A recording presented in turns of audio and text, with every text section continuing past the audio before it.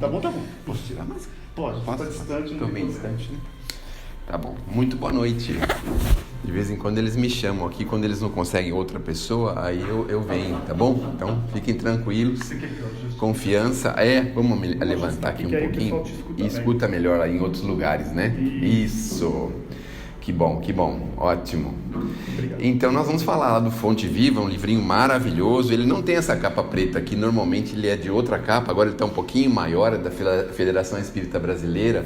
E eu vou explicar duas coisas para vocês. A primeira, como que surgiu a ideia desse livro, e depois falar um pouquinho do Paulo aos Hebreus, porque existia uma dúvida muito grande, até o advento do Chico escrever um livro chamado Paulo e Estevão, esclarecer para a gente de uma vez por todas que efetivamente foi mesmo o próprio Paulo quem escreveu essa carta aos Hebreus, porque nós descobrimos um grande segredo. Mas antes de entrar nesse segredo, vamos falar um pouquinho da ideia do livro. No livro Renúncia tem uma história muito bonita de uma senhora que estava em outro plano de vida e resolveu vir para a Terra para ajudar uma pessoa muito querida dela. Aí o que aconteceu? Ela sofreu aí uma série de situações, uma série de problemas. O livro se chama Renúncia.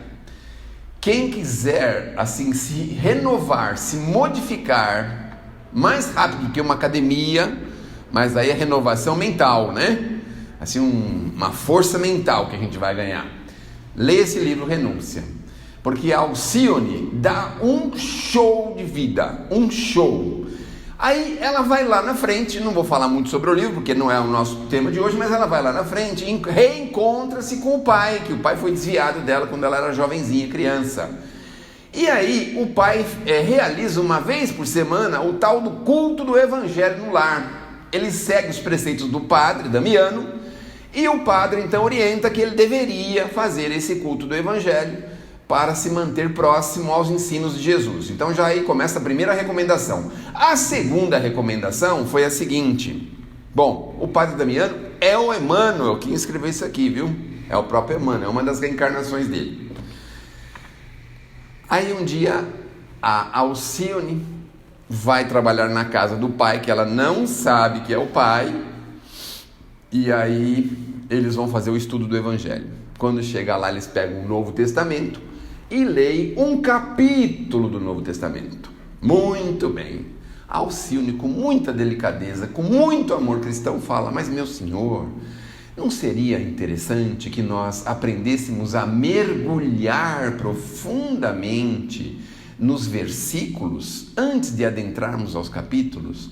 Porque se a gente mergulhar numa frase ou duas do Novo Testamento, do Evangelho de Jesus, nós temos capacidade de entender cada vez mais. É como se a gente mergulhasse mais profundamente num mar de informações, porque todo mundo hoje já descobriu que o Novo Testamento é um apanhado, é um resumo, é uma coisa muito sintética das informações que nós temos do plano espiritual, de Jesus, de todas essas coisas.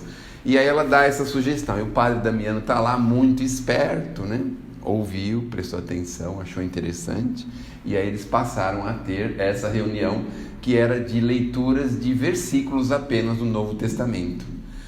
E aí os anos se passaram, chegou a vez do padre Damiano se tornar o padre Manuel da Nóbrega, e depois o Emmanuel, né? Porque o Emmanuel é o padre Manuel da Nóbrega, o fundador de São Paulo, e ele lança uma série de livros que estudam os versículos do Novo Testamento, e dentre eles o livro Fonte Viva.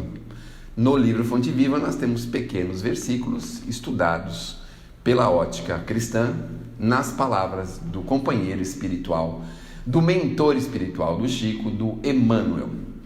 Tudo bem, o primeiro esclarecimento era esse aí. O segundo, bem rápido, para a gente não perder tempo, porque, olha, eu só posso vir de vez em quando, fica perdendo muito tempo, daqui a pouco eu só venho uma vez por ano, que eu não venho mais, né? Porque eles me suspenderam aqui uns 4, 5 anos, não pude mais vir aqui. Bom, o segundo é a epístola que se pega aqui do Paulo, é o capítulo 6, aceita a correção. E ele pega, o Emmanuel pega uma frasezinha que o Paulo mandou para Hebreus. E aí tá a segunda curiosidade, que é muito legal, porque existia uma polêmica tão grande, Porque os estudiosos, os ortodoxos cristãos entendiam que provavelmente não tinha sido Paulo que tinha escrito a carta aos Hebreus. Muito bem, aí ficou uma polêmica, uma discussão. Procurem lá na rede mundial, vocês vão ver que tem lá umas polêmicas lascadas para saber por que eles diziam o estilo não era dele. Muito bem. E aí, ponto, aí vamos começar de novo.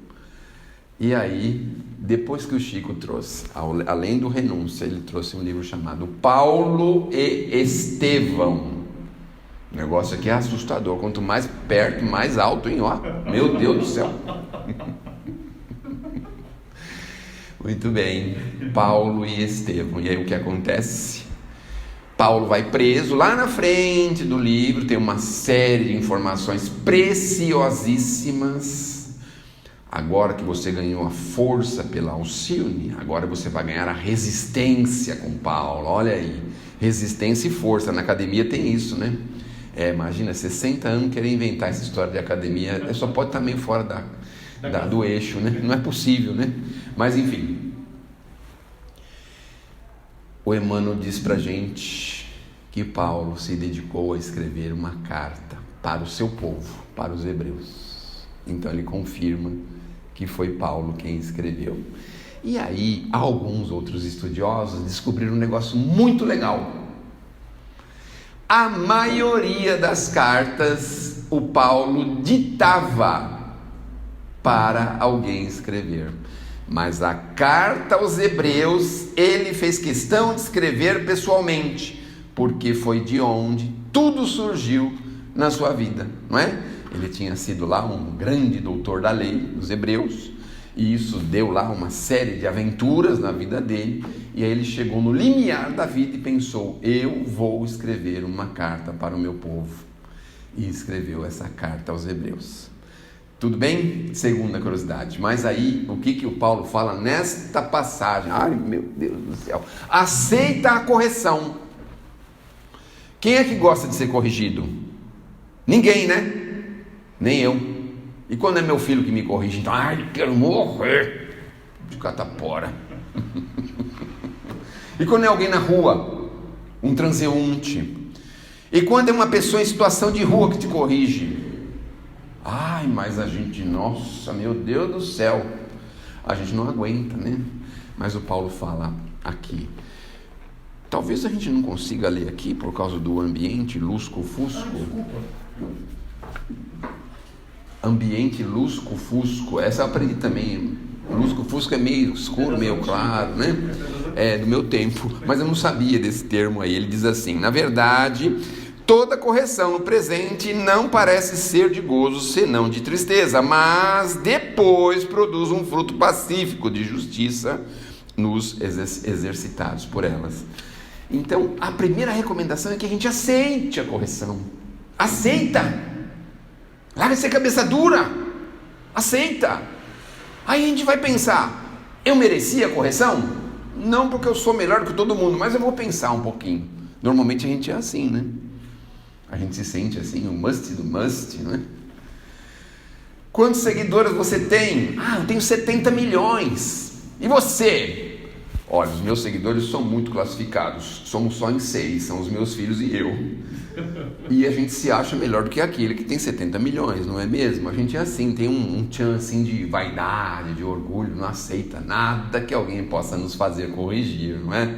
Mas vamos pensar, se lá no trabalho alguém não nos desse uma diretriz segura, nos acertasse os pontos, os caminhos, a gente teria progredido? Se dentro de casa os nossos pais também não nos dessem algumas diretrizes, e às vezes meio amarga. As correções não são assim como ele fala aqui pra gente. As correções são difíceis. Elas não são assim, um caldinho gostoso. Do que é? De mandioca. Comi um caldinho de mandioca esses dias. Delícia. As correções não são assim. As correções muitas vezes vêm de uma forma que a gente primeiro não quer aceitar, depois tem que reconhecer. E se nós tivéssemos aceitado um pouco mais as correções que nós recebemos em família, especialmente de pais e mães? Ah, não estou gostando muito dessa história não, você está querendo parar de estudar? Ah, não faça isso não, você só está querendo sair quase todo dia da semana. Não é muito bom fazer isso não. A gente não quer aceitar, não é? A gente tem a razão, a gente tem todos os direitos, a gente fica assim. Porque normalmente dói na gente ter que reconhecer que nós estamos errados. Mas vamos com calma, não precisamos reconhecer no primeiro momento. A gente pode introspectar e avaliar. Vamos primeiro avaliar de acordo com as nossas conveniências, obviamente. E depois a gente vai acabando, de uma certa forma, encontrando um ponto, dizendo, podia ter pensado nisso antes, podia ter feito isso antes. Vamos fazer um exame agora. Se voltarmos para trás, no caso de vocês, poucos anos, no meu caso, muitos anos, quantas coisas a gente deixaria de ter feito, não precisaria ter feito? Quantas coisas nós batemos a cabeça fortemente? Olha, se fosse para voltar agora, não faria isso não. Teria aceitado a ideia do meu pai, da minha mãe. Teria andado diferente. Como nós tínhamos raiva daquela pessoa no trabalho. A gente não deve falar de si. Mas como eu só venho de vez em quando ainda, né? Então, eu me lembro que tinha um contador, no tempo que eu era jovenzinha, não faz muito tempo, assim uns 600 meses mais ou menos. Mas 480 são 40 anos, né? 600 são 60 anos, né? 50 anos, 600 meses, né? 50 anos, né? Bom, aí tinha um contador lá, 500 meses atrás. E naquele tempo não tinha informática. Tinha fliperama, mas não tinha informática. Sabe o que ele fazia? Ele saía atrás dos office boys, de escondido. Ele ia atrás. Onde que ele vai? Onde que ele gastou? Aí o camarada trazia uma nota para ele, uma nota fiscal. Ele punha a nota fiscal no espelho. Ah, mas como a gente queria morrer de catapora, meu Deus do céu. Espelhava a nota. Porque muitas vezes eram alteradas. Os jovens, não eu, né? Claro, eu não, né? Obviamente que não, né? Mas os colegas alteravam as notas, né? Puxava uma perninha, sabe assim? Puxa uma perninha para cá, outra para lá, né? Ia fazer um serviço e passava, dava uma passadinha assim no fliperama, para ver como é que estava lá o movimento, se as máquinas estavam todas ligadas, conferia direitinho se estavam funcionando direitinho, né? E ele então pegava todo mundo assim, e todo mundo ficava muito aborrecido com ele, mas veja o quanto isso foi bom, porque nos ajudou a andar de uma forma cada vez mais correta, cada vez mais límpida, cada vez melhor. Então, às vezes, o momento é difícil. Um guarda de trânsito. Ai, como a gente tem raiva de ser corrigido por um guarda de trânsito. E se fosse ET, então? Ai, ser ET é duro, né? É duro. Zona Azul. Meu Deus. Não, são só 5 minutos. Agora não tem mais nem como escapar, porque nem passa mais o homem do CET nos carros, né? Para ver o Zona Azul, né? Agora passa o carrinho andando lá, tudo eletrônico, você se lasca todinho, sem choro nem vela, né? Mas como que nós nos sentimos incomodados? Sabem por quê? No fundo, eles mexem com o nosso orgulho, com a nossa vaidade. Olha para dentro de si. Por que uma correção nos incomoda tanto? Por quê? Será que a gente não tem humildade de saber que nós podemos errar? Será que nós não temos isso? Será que a gente não consegue reconhecer que a gente também é falível? Por que ela nos incomoda? Isso é na frente de todo mundo, então. Já pensaram? Que dureza? Não é? Que dureza que é na frente de todo mundo. Mas aí vocês veem os pais que eram enérgicos com os filhos. No nosso tempo, a maior parte desses pais, eu reconheço os filhos hoje, muitos conhecidos com a minha idade, são todos homens de bem, homens bem formados, com uma moral ilibada, são simples, humildes, pobres, mas são pessoas de bem. Então, você vê os pais relaxados, não é? Como que é diferente a criação de um filho assim, com um filho diferente. Então, a ideia da correção é a seguinte: no começo ela incomoda, mas ela vai produzir frutos. Aí ele dá alguns exemplos. Por exemplo, quando você poda a árvore, dá a impressão que ela vai morrer, né? Perde um monte de seiva e tal, mas aí ela volta forte. A água que sai da fonte, ela sai ali se despedindo das suas coleguinhas H2O, e daqui a pouco ela entra num mar enorme, gigantesco, torna assim um colosso. Então ele vai dando exemplos, mostrando pra gente o quanto isso é necessário. Os nossos animais domésticos, sabe como eles foram domesticados? O Chico me ensinou isso uma vez. Eu tive com o Chico, sim. Tive o privilégio de estar pelo menos umas 6 ou 7 vezes. Bom, o Chico já desencarnou em 2002. Em 2002 ele já tinha 90 anos, hein? Já pensaram? Imagine. Bom, aí o Chico dizia que os animais foram domesticados na base do pau. Um gatinho tão bonitinho que você passa a mãozinha nele, dorme com você na cama, no sofá. Como que tiveram que fazer para ele ficar daquele jeito?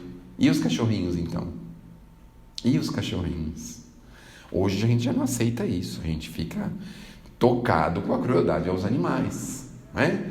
Mas quando a gente ia no circo, via aqueles bichinhos todos assim, treinadinhos, todos domesticadinhos, né? Macaquinho fazendo lá piruetinha, andando de bicicletinha, né? O elefante lá fazendo umas traquinices. Mas como eles foram domesticados? Como eles chegaram naquele ponto? Então, nós somos seres imortais, herdeiros do universo. E nós temos um baú dentro de nós, que é o baú das nossas reencarnações. Então lá tem um monte de relatórios nossos, do nosso passado. Um monte deles. E de vez em quando a gente precisa pegar um ali e acertar o ponteiro com ele. Aí vem a correção divina. Uma coisa interessante, muito interessante. A gente não corrige as pessoas que a gente não gosta. A gente não corrige, especialmente em casa, em família. A gente corrige quem a gente ama. E o Paulo fala numa outra oportunidade sobre isso. Que Deus corrige já aqueles seres espirituais, imortais que somos nós, encarnados na Terra, exatamente aqueles que precisam corretivo, porque já estão no limiar de um processo de evolução, de crescimento. Então ele corrige esses espíritos, essas pessoas. Não são todos, não é?